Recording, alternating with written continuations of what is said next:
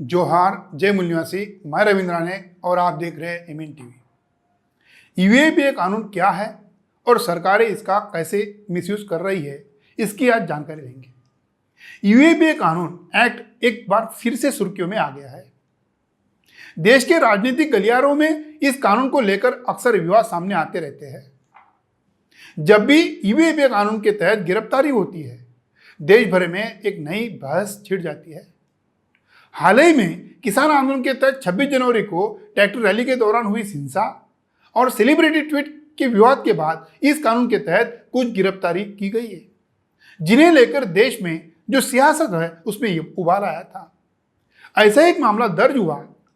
असम के गुवाहाटी उच्च न्यायालय ने विशेष राष्ट्र जांच एजेंसी एनआईए अदालत के आदेश को बरकरार रखा और असम में नागरिक विरोधी 2019 के संशोधन अधिनियम सीएए आंदोलन के दौरान हिंसा भड़काने के संबंधित एक मामले में किसान नेता अखिल गोगोई को जमानत दी थी।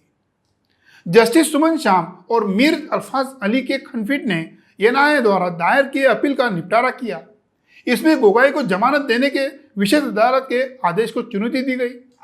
उच्च न्यायालय की पीठ ने कहा कि केवल नागरिक अशांतिता यानी सिविल डिस्टर्बेंस पैदा करने से इरादे बिना आतंकवादी अधिनियम यूएपीए अधिनियम की धारा 21O के तहत गैर कानूनी गतिविधि के दायरे में नहीं आएगा। पिछले साल अक्टूबर में गुवाहाटी की एक एनआईए की विशेष अदालत ने डिब्रूगढ़ जिले में चोबुआ पुलिस स्टेशन में शुरू इस मामले में सिलसिले में जो गोगोई को जमानत दी थी। उच्च न्यायालय ने स्पष्ट किया कि गैर कानूनी असेंबलियां रोकथाम अधिनियम 1967 के तहत दंडनीय अपराध को आकर्षित करना, इस अधिनियम की शिकायत की जानी चाहिए। एक आतंकवादी अधिनियम जो भारत की अखंडता, संप्रभुता आदि को खतरे में डालने के इरादे से प्रतिबद्ध है। गोगोई के वकील संतनु बोरठाकुर ने कहा कि राज्य की प्रार्थना को खारिज करने वाले उच्च न्यायालय ने गोगोई को जमानत देने के लिए निचली अदालत के आदेश को बरकरार रखा है। यह यूएपीए कानून कोई नया कानून नहीं है। आइए विस्तार से इसको जानते हैं। यूएपीए कानून क्या है और क्यों राजनीतिक गलियारों में इसे लेकर विवाद होते हैं। भारतीय संसद में 1967 में गैर कानूनी गतिविधियां रोकथाम अधिनियम अनफॉलो एक्टिविटीज प्रिवेंशन एक्ट को बनाया था। हालांकि 2004, 2008, 2012 और 2019 में इस कानून में बदलाव किए गए, लेकिन 2019 में जो संशोधन जो किए हैं इसमें कठोर प्रावधान जोड़े गए, जिसके बाद यह सवाल कटघरे में आ गया। विपक्षी दल और कुछ मानवाधिकार कार्यकर्ताओं ने इसे लोकतंत्र विरोधी बताया। समर्थक कहते हैं कि आतंकवाद के खिलाफ है, देश की एकजुटता और अखंडता को मजबूत देने वाला बताते हैं। 2019 के संशोधनों में एक महत्वपूर्ण बात यह है कि इस कानून के तहत सरकार किसी संगठन संस्था को नहीं बल्कि किसी व्यक्ति को विशेष को यानी उसको एक आतंकवादी घोषित कर सकती है। दिल्ली दंगों के सिलसिले में साजिश रचने वाले आरोपी जो आरोप लगाया था उमर खालिद को इस कानून के तहत गिरफ्तार किया गया।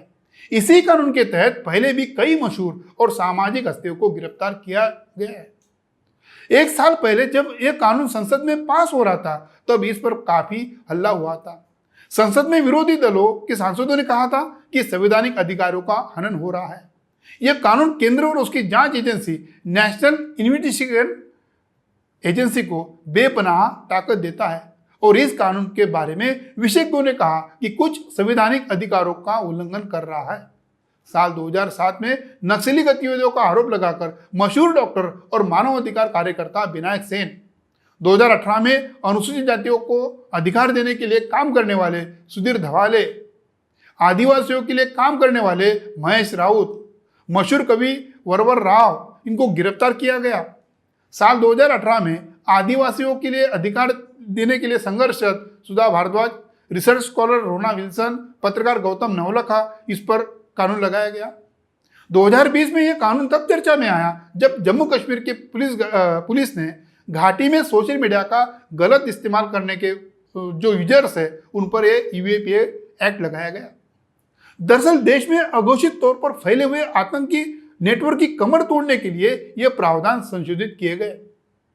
पहले के कानून के तहत आतंकी संगठन के जुड़ाव रखने वाले संस्थाओं पर तो प्रतिबंध लगाए जा सकते थे, मगर उनके संचालक या सदस्य बच निकलते थे। कुछ समय के बाद नए नाम का संगठन बनाकर उन्हें नए संस्था का नाम देते थे।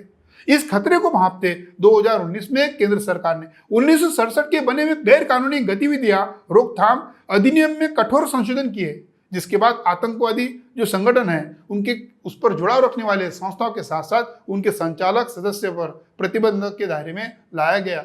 इसके साथ ही सुरक्षा एजेंसियां पर शक होने की स्थिति में उन्हें आतंकी घोषित कर सकते हैं।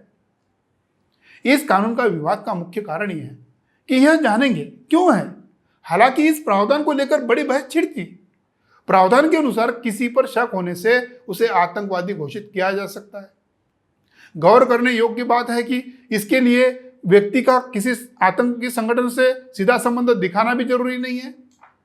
वही एक बार आतंकी घोषित होने के बाद ठप्पा हटाने के बाद वो पुनर्विचार समिति के पास आवेदन करना होगा। हालांकि वो बाद में अदालत में अपील कर सकता है। इस कानून के डर कैसा है ये भी जानेंगे।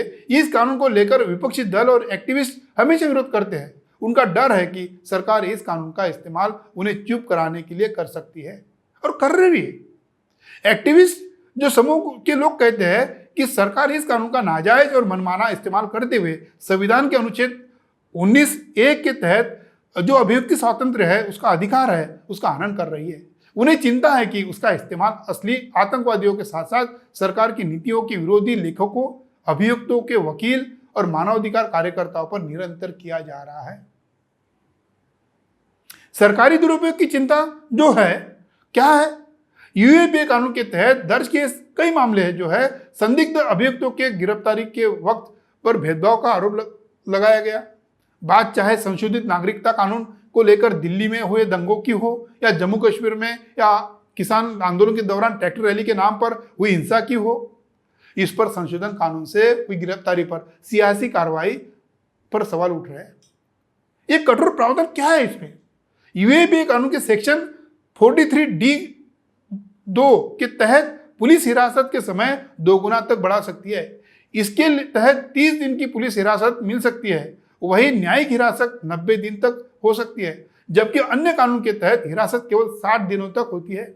इतना ही नहीं, यूएपीए कानून के तहत केस दर्ज होने पर अग्रिम जमानत नहीं मिलती है। यूएपीए कानून के तहत सेक्शन 43D(5) के तहत अगर प्राथमिक दृष्टया इस पर केवल केस बनता है तो अदालत भी उसे जमानत नहीं दे सकती। इसमें 7 साल की सजा लेकर आजीवन कारावास तक है और साथ ही आरोपी की संपत्ति जब्त हो सकती है।